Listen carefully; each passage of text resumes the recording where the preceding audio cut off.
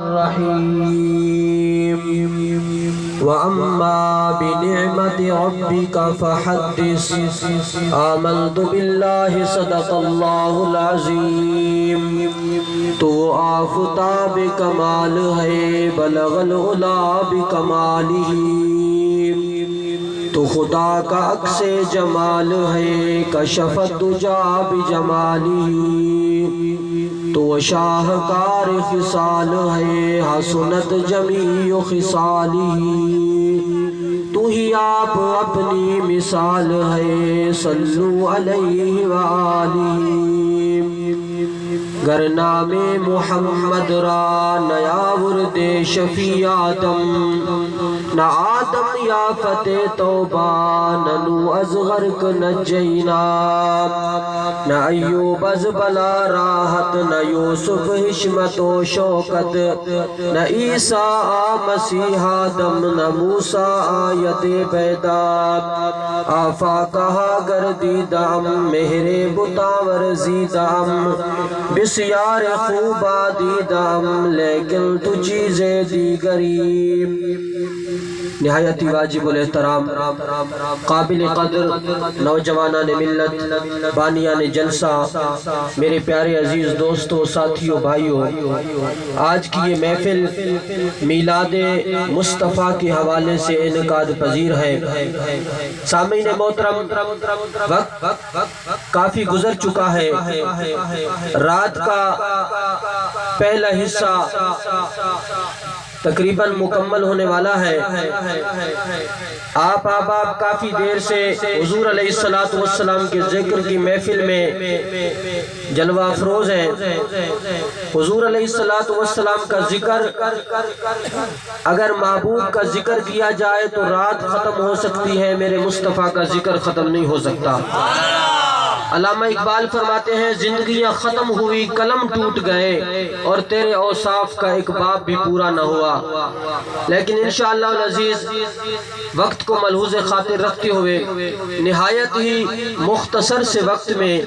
بات ایمان کی ہوگی بات محبت کی ہوگی بات عقیدے کی ہوگی اور بات مدینے والے کی ہوگی سامعین محترم اگر کوئی خطیب آپ کے سامنے 3 گھنٹے بھی تقریر کرے اور آپ احباب کی توجہ اس طرف نہ ہو آپ بس دل میں یہ سوچ رہے ہو کہ مولانا کب مہک کی جان چھوڑیں گے اور ہم لنگر کھا کے واپس جائیں گے تو اس تقریر کا کما حق کوئی فائدہ نہیں ہے بلا شک 10 منٹ سنیں توجہ کے ساتھ سنیں دنیا میں بھی فائدہ ہوگا آخرت میں بھی فائدہ ہوگا سامعین محترم میں نے وقت کو بھی ملحوظ خاطر رکھنا ہے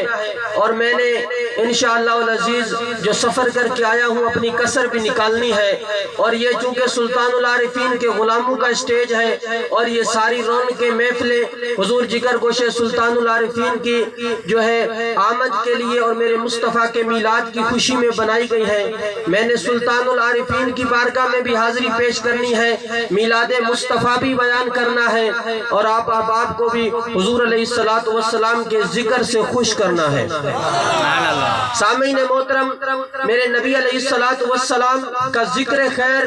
وہ عظیم عبادت ہے کہ جس نے میرے مصطفیٰ کے ذکر کو اپنے لیے حرز جان بنایا ہے اللہ نے اسے دنیا آخرت میں بہت بڑا مقام عطا فرمایا ہے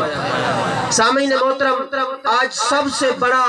جو میسج پھیلایا جا رہا ہے وہ یہ ہے کہ کیا نبی کے میلاد کا دن منانا قرآن میں سے کہیں ثابت ہے کہ نہیں ہے سامعین محترم اللہ رب العالمین نے قرآن پاک کے اندر ارشاد فرمایا میں شروع میں 2-4 قرآن کی آیتوں کے دلیل دے دوں تاکہ اگر بات ریکارڈ بھی ہو رہی ہو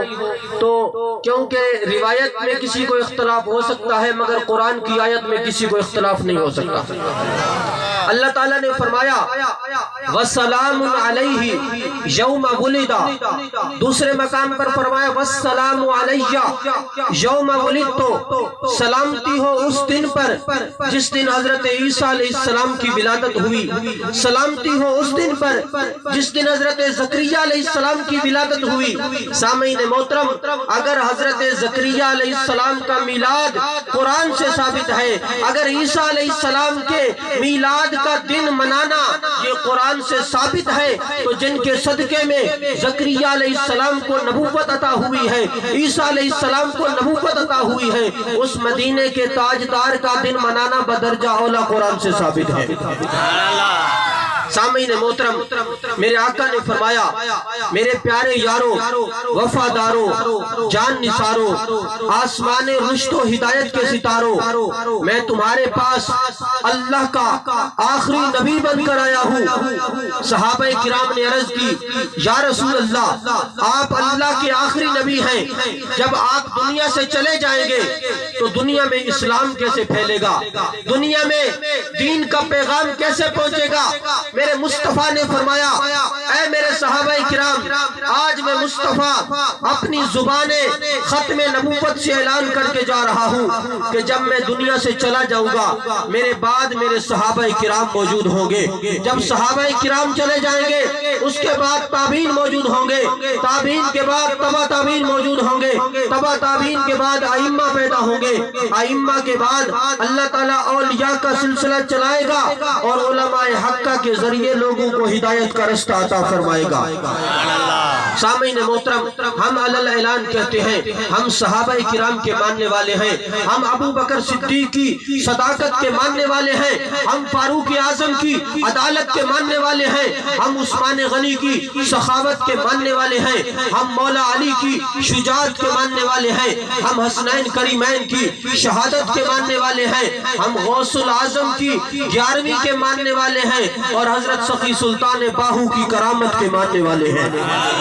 حضرت سلطان باہو کا مزار آج بھی جھنگ کے علاقے میں موجود ہے اور حضرت سلطان باہو اللہ کے ان اولیاء میں سے ہیں جن کے پاس علم ظاہر بھی ہے، علم باطن بھی ہے۔ حضرت سلطان باہو شریعت کا عالم ہے، حضرت سلطان باہو تصوف کا پیر ہے اور حضرت سلطان باہو فرماتے ہیں وہ پیر پیر ہی نہیں جو شریعت سے دور ہو، پیر وہ ہے جو شریعت کا تابعدار ہے، جو نبی کا وفادار ہے، جو اللہ رسول کے احکام کی پیروی کرنے والا ہے اور اپنے مریدوں کو اللہ رسول کے احکام کی پیروی کروانے والا ہے۔ حضرت سلطان باہو قرآن کے مفسر تھے، قرآن کے محقق تھے اور مدرس بھی تھے۔ حضرت سلطان باہو جب اپنے شاگردوں کو سبق پڑھاتے تھے آخری آواز ہو نکلتی تھی۔ ایک مرتبہ شاگردوں نے پوچھا حضور جب آپ سبق پڑھاتے ہیں آخری آواز ہو نکلتی ہے، وجہ کیا ہے؟ حضرت سلطان باہو نے فرمایا اندر ہوں تے باہر ہوں، باہو کتھے بیٹھا ہوں دا در محبت والا تن دم نال سدیندا ہوں تے جد ہوں کرے روشنائی میں قربان تنا تھی باہو جڑا ہوں تو صبح کریندا ہوں۔ سامعین محترم، حضرت سلطان العارفین فرماتے ہیں کہ اگر تمہیں صراط مستقیم چاہیے، اگر اللہ تعالیٰ کی ذات تک پہنچنا چاہتے ہو، کسی مرشد کامل کا راستہ اختیار کرنا ہوگا، کسی اللہ والے کی نسبت اختیار کرنی ہوگی۔ حضرت سلطان باہو فرماتے ہیں بے باج حضوری نئی منظوری توڑے پڑھن بانگ سلاتا ہوں کہ روزے نفل نماز گزارن کہ جاگن ساریاں راتا ہوں، باجوں قلب حضور نہ ہوئے توڑے جاگن ساریاں راتا ہوں، باہو باج فنا رب حاصل ناہی نا تاثیر جماتا ہوں۔ حضرت سلطان العارفین فرماتے ہیں اگر اللہ رب العالمین کی معرفت چاہتے ہو وَقُونُوا مَعَ الصَّادِقِينَ، اللہ کے نیک بندوں کی نسبت قائم کر لو، اللہ والوں کا تعلق قائم کر لو، مرشد کامل کا دامن تھام لو۔ اور مرشد بھی ایسا نہیں ہونا چاہیے بلکہ مرشد کامل ایسا ہوئے جڑا دھوبی وانگو چھٹے ہو، مرشد کامل ایسا ہوئے۔ سامعین محترم، حضرت سخی سلطان العارفین کی فکر حضرت سلطان باہو رحمت اللہ تعالیٰ علیہ نے صرف شعر نہیں کہا بلکہ قرآن کریم کی آیت کا ترجمہ کیا ہے یا ایھا الذین آمنوا، اے ایمان والو اتقوا اللہ، اللہ رب العالمین سے ڈرو، وَقُونُوا مَعَ الصَّادِقِينَ، اللہ کے نیک بندوں کا تعلق قائم کر لو، اللہ کے نیک بندوں کی نسبت قائم کر لو۔ سامعین محترم، اللہ کا قرآن گواہی دے رہا ہے الْأَخِلَّاءُ یَوْمَئِذٍ بَعْضُهُمْ لِبَعْضٍ عَدُوٌّ إِلَّا الْمُتَّقِينَ، کہ جب قیامت کا دن ہوگا لوگوں کے تعلقات ختم ہو جائیں گے، بھائی ایک دوسرے سے جدا ہو جائیں گے، ماں اور بیٹے کا تعلق دور ہو جائے گا، دنیا کے سارے رشتے ناتے ٹوٹ جائیں گے۔ الْأَخِلَّاءُ یَوْمَئِذٍ بَعْضُهُمْ لِبَعْضٍ عَدُوٌّ إِلَّا الْمُتَّقِينَ، لیکن اللہ کا قرآن فرماتا ہے ایک ایسا رشتہ ہوگا، ایسا تعلق ہوگا جو قیامت کے دن بھی ختم نہیں ہوگا۔ سامعین محترم، اللہ رب العالمین نے فرمایا کہ وہ تعلق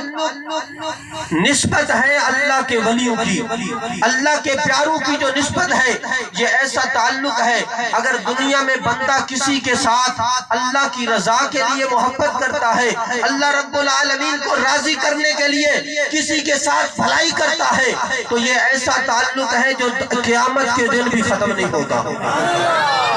سامعین محترم، حضور علیہ السلام نے فرمایا اگر دو بندے آپس میں اس لیے ملتے ہیں ان کو دنیا کا کوئی مفاد نہیں، دنیا کا کوئی ان کو لالچ نہیں، بلکہ اللہ تعالیٰ کی رضا کی خاطر وہ کسی کے ساتھ محبت کرتے ہیں، اللہ تعالیٰ کی رضا کی خاطر وہ کسی سے تعلق قائم کرتے ہیں، تو اللہ تعالیٰ ان کے تعلق کو قیامت کے دن بھی برقرار رکھے گا۔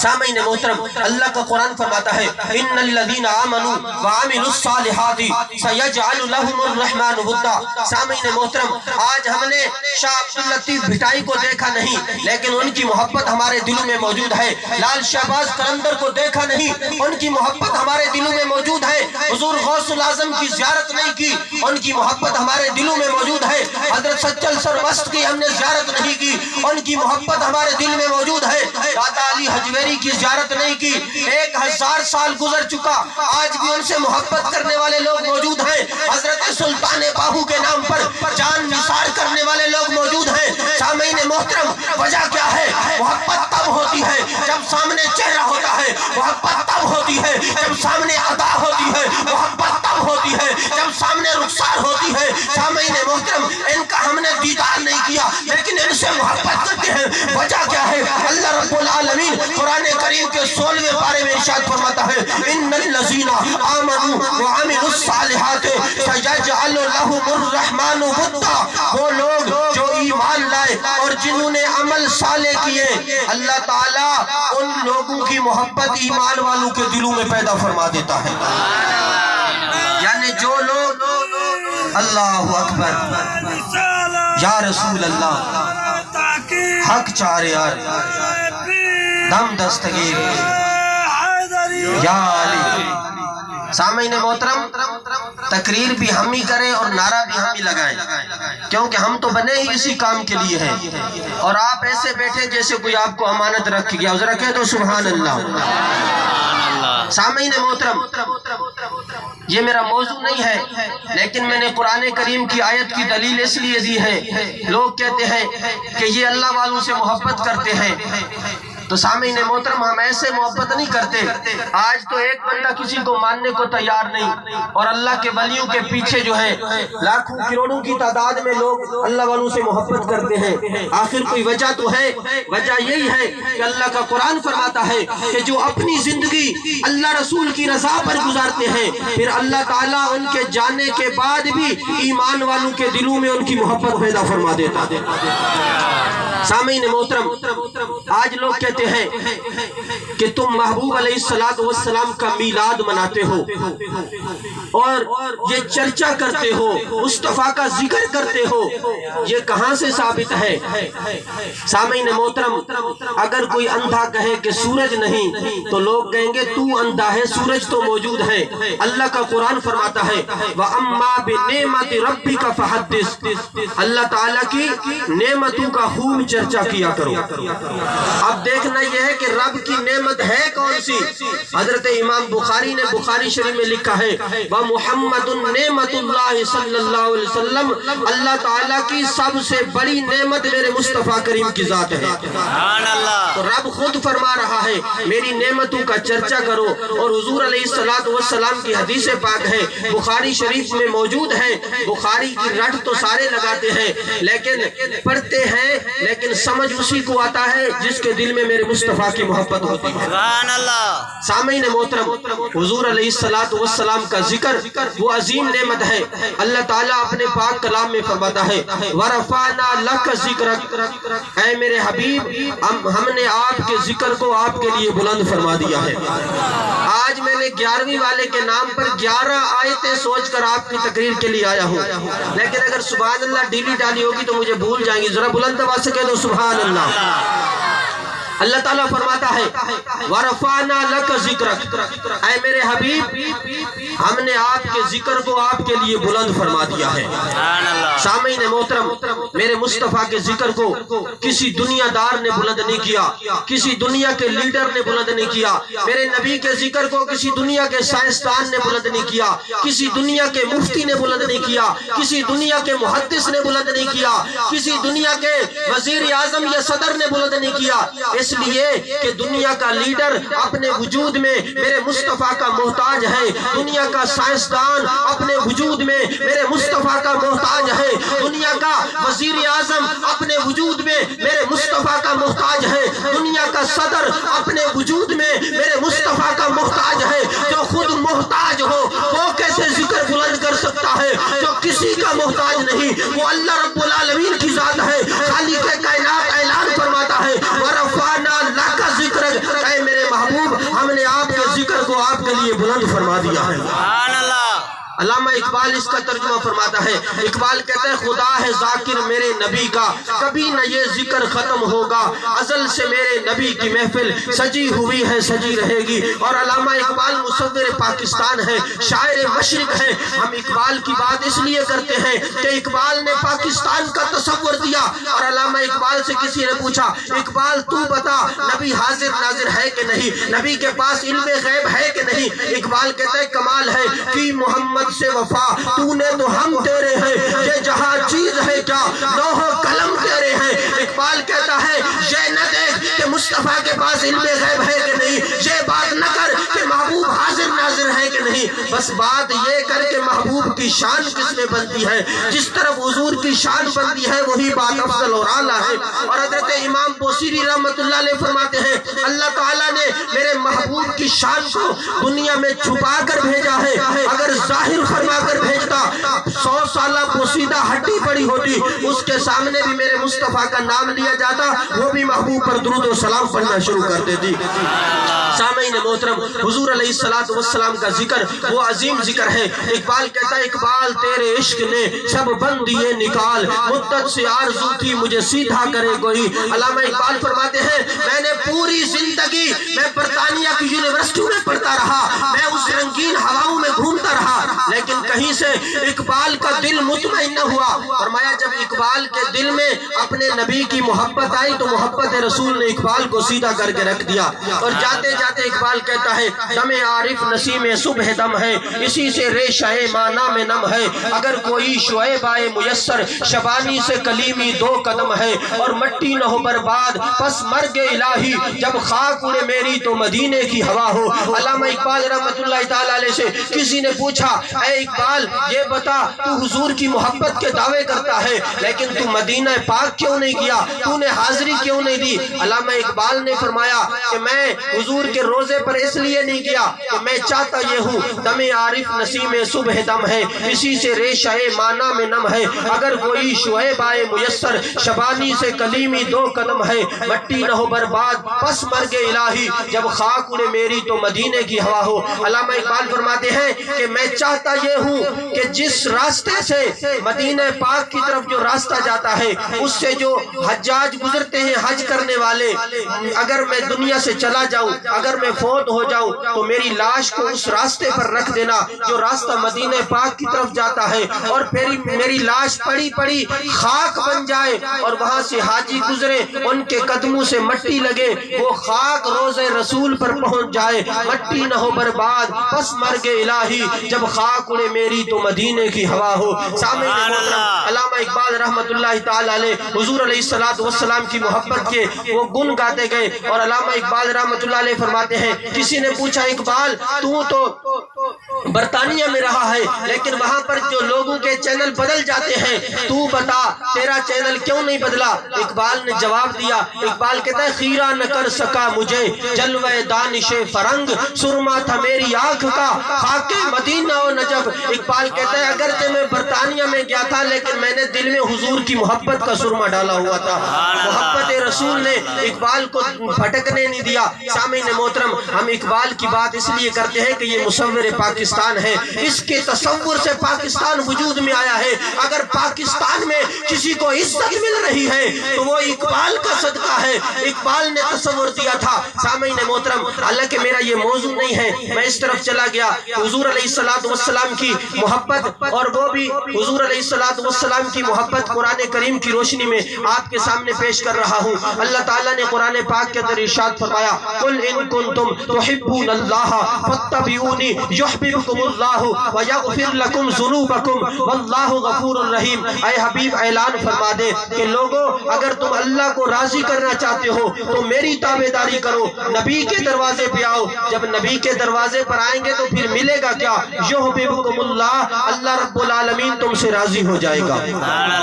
اور اللہ رب العالمین تمہارے گناہوں کو معاف فرما دے گا۔ یا الہ العالمین، تو جبار ہے۔ فرمایا ہاں جبار ہوں، قہار بھی ہوں، لیکن جب مدینے والے کے دروازے پہ آتے ہو پھر میں جبار والی صفت نہیں دکھاتا، بلکہ اللہ غفور الرحیم ہوں اور غفور الرحیم بن جاتا ہوں۔ سامعین محترم، میرے مصطفیٰ کے دربار میں جب بھی کوئی آیا اس کے درجے بلند ہو گئے۔ ذرہ تھا تو ستارہ ہو گیا، ادنا تھا تو اعلیٰ ہو گیا، قطرہ تھا تو بوند بن گیا، بوند تھی تو لہر بن گئی، لہر تھی تو موج بن گئی، موج تھی تو دریا بن گئی، دریا تھا تو سمندر بن گیا، در تھا تو گھر مل گیا، فرش تھا تو عرش بن گیا، ابو بکر آیا تو صدیق اکبر بن گیا، عمر آیا تو فاروق اعظم بن گیا، عثمان آیا تو جامع القرآن بن گیا، علی آیا تو حیدر کرار بن گیا، بلال غلام تھا میرے مصطفیٰ سے وابستہ ہوا دنیا کا امام بن گیا۔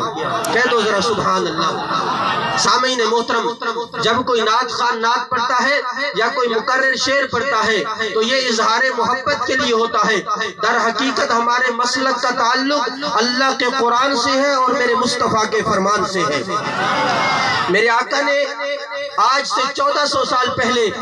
مدینے کی مسجد میں بیٹھ کر فرمایا تھا، دنیا والوں سن لو، ابو بکر صدیقین کے سردار ہیں، عمر عادلین کے سردار ہیں، عثمان شریفوں کے سردار ہیں، علی میری امت کے ولیوں کے سردار ہیں، حسنین کریمین جنت کے جوانوں کے سردار ہیں، میری بیٹی فاطمہ جنت کی عورتوں کی سردار ہے، اور میں مصطفیٰ سارے نبیوں کا سردار ہوں۔ ہم کل بھی کہتے تھے، ہم آج بھی کہتے ہیں، جو غیروں کا غلام بن کے آئے گا اسے پاؤں کی ٹھوکر سے اڑا دیں گے، جو مدینے کا گدا بن کے آئے گا اسے سر کا تاج بنا لیں گے۔ توحید کی امانت سینوں میں ہے ہمارے، آسان نہیں مٹانا زور بیاں ہمارا۔ سامعین محترم، حضرت مولا علی شیر خدا رضی اللہ تعالی عنہ، حضرت مولا علی کا ذکر ہو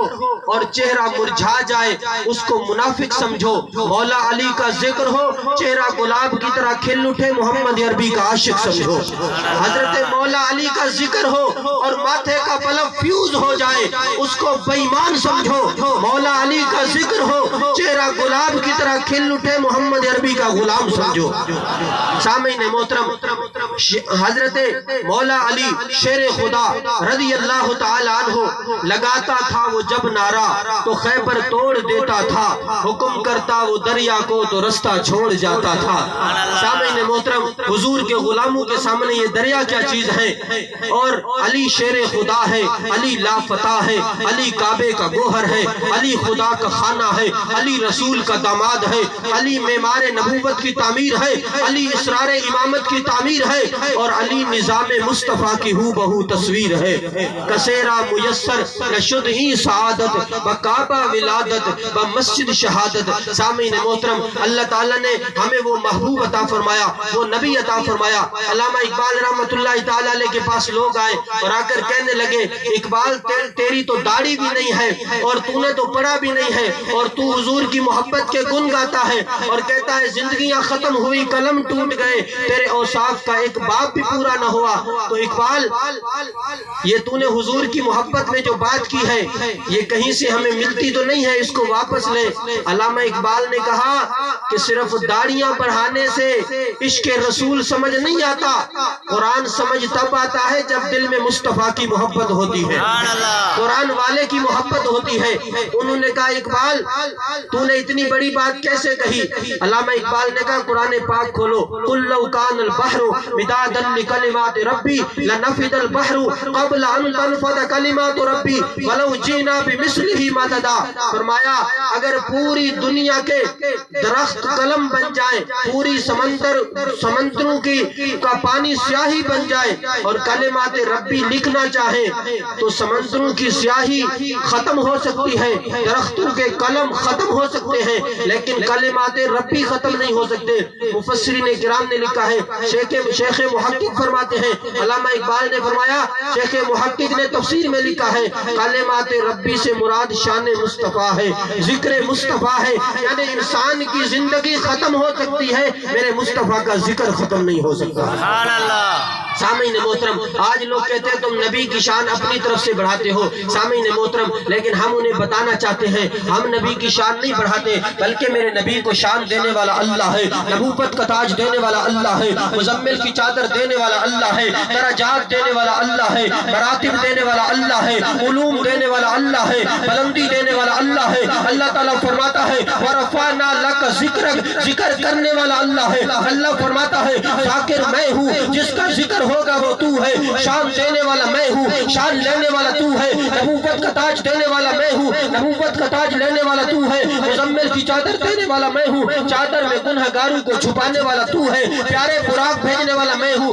سوار ہونے والا تو ہے، جنت میری ہے، مالک تو ہے، کوثر میرا ہے، ساقی تو ہے، کلام میرا ہے، عطا تیری ہے، کتاب میری ہے، زبان تیری ہے، ربوبیت میری ہے، ختم نبوت تیری ہے، پیارے عبادت میری ہے اور انبیاء کے آگے امامت تیری ہے۔ اللہ اکبر، یا رسول اللہ، حق چار یار، یا علی، مرحبا مرحبا۔ سامعین محترم، جب ہمارے نعت خان نعت پڑھ رہے تھے میں بڑی غور سے آپ کو دیکھ رہا تھا کہ بڑا انہوں نے زور لگایا لیکن آپ ٹس سے مس نہیں ہوئے، تو ہمارے زور پر آپ خوش نہ ہو، مصطفیٰ کے میلاد کی خوشی میں کہہ دیں سبحان اللہ۔ سامعین محترم، اللہ رب العالمین نے فرمایا پیارے تیری زبان سے بولنے والا میں ہوں،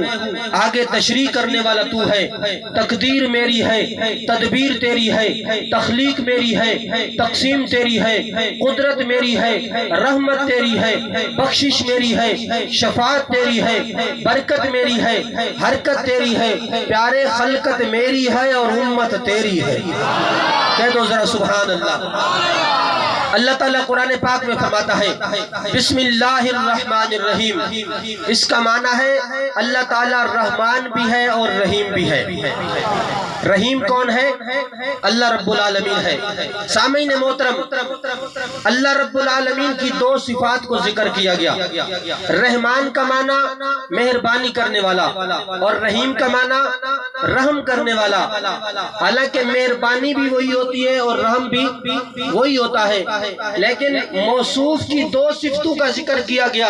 اور یہ آیت بھی کوئی معمولی نہیں ہے۔ جب بندہ قرآن پاک کو شروع کرتا ہے پہلے بسم اللہ شریف پڑھتا ہے۔ سامعین محترم، جس کا معنی ہے اللہ تعالیٰ رحمان بھی ہے